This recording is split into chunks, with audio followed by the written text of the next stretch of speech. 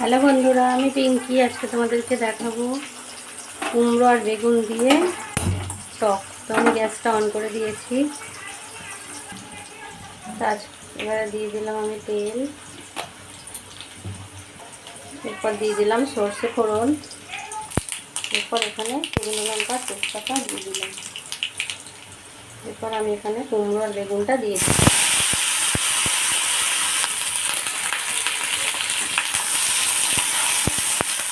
এরপর এটা একটু ভালো করে ভেজে নেব।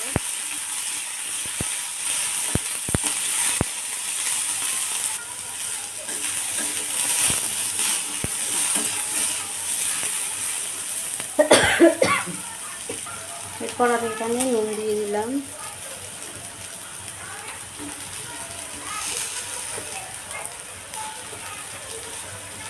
আর অল্প একটু হলুদ গুঁড়ো দিয়ে দিলাম। দিয়ে এবার এটা জল দিয়ে দেবো।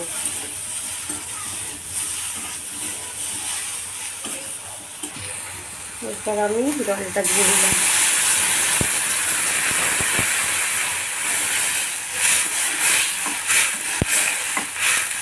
এটা 5 মিনিট ফুটবে।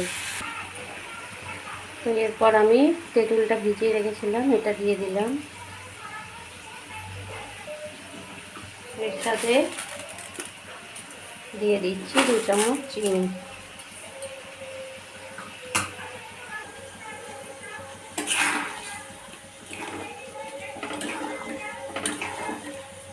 তো এটা একটু ফুটলেই রেডি কুমড়ো দিয়ে বেগুন দিয়ে টক।